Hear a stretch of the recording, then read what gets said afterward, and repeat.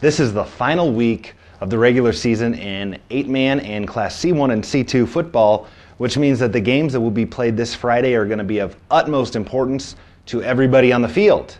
Volleyball games right now are also very important, and don't be fooled by the rocks that he's got. He's still Eddie on the spot. This is Eddie Evans with the NorfolkDailyNews.com, The Buzz. I'm with O'Neill St. Mary's head volleyball coach, Nicole Renshaw. Now, Coach, your Cardinals, ever since last year's district final, been sort of on a roll. Absolutely. These girls have worked hard.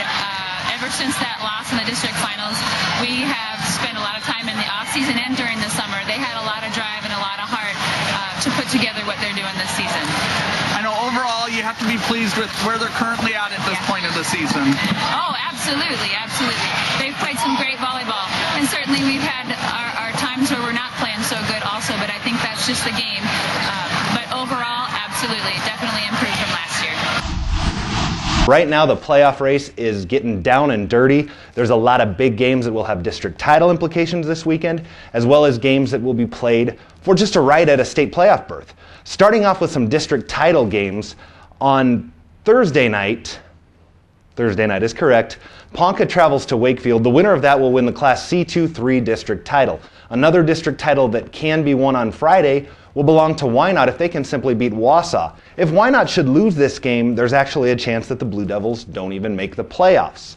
On Friday, it's not a must-win game to get into the playoffs, but there's a big battle in the Class C2-6 district. That's the district we've been talking about all year as being so loaded that any one of the teams from the district could possibly be a Class C2 state championship contender. West Holt and Crofton, both one-loss teams, are playing in Crofton.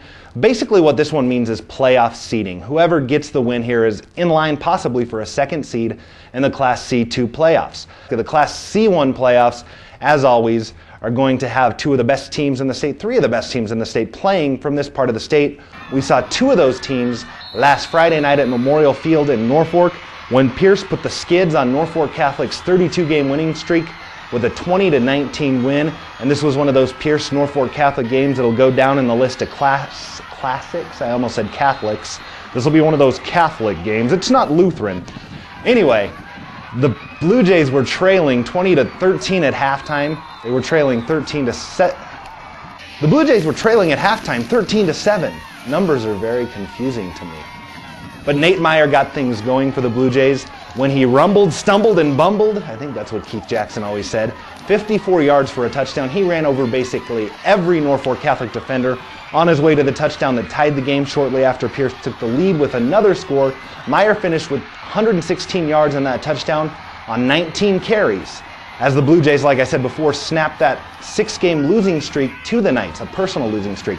Norfolk Catholic, on the other hand, they played well. They just were beaten by the Blue Jays. The Knights actually took a lead going into halftime on a beautiful 16-yard fade pass from Jordan Beller to Alan Lewis. Alan Lewis was double covered on the play, went up over a pair of Pierce defenders.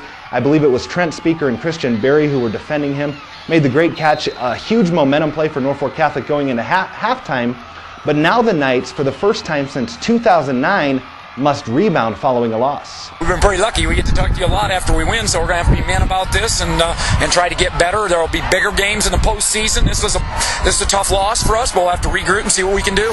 Like my Groods, I've been told to be brief, so that's what I'm going to be now. Class C1 playoffs, that Norfolk Catholic Pierce game means if everything should happen as it should on Friday, which we know it won't, Catholic's in line for the number 1 seed despite the loss. Pierce could possibly get that number 3 seed. That would put them in line for a potential rematch in the Class C1 semifinals. Another Class C1 team that's looking for a high seed, Albion Boone Central, should they beat Grand Island Cedar Catholic this week, they would get the number 1 seed out west, meaning there's a possibility still for an all-area championship game. But before then, there are plenty of games. Like I said, Thursday and Friday, I must have been I just saw spit coming out of my mouth as I spoke. I apologize, camera. Thursday night, we have Battle Creek at Lutheran High Northeast streaming right here at NorfolkDailyNews.com. The Eagles looking to cap their first ever undefeated regular season. Battle Creek trying to improve some playoff positioning with a win. And on Friday night, Lincoln Northeast travels to Norfolk High. The Panthers are not mathematically eliminated from the playoffs yet, but absolutely must win this game if they have any chance of playing postseason football this year. Next week, I'll be back with a report of who's going where in the first round of the playoffs. Until then, for NorfolkDailyNews.com and The Buzz, I'm Tom Beamer.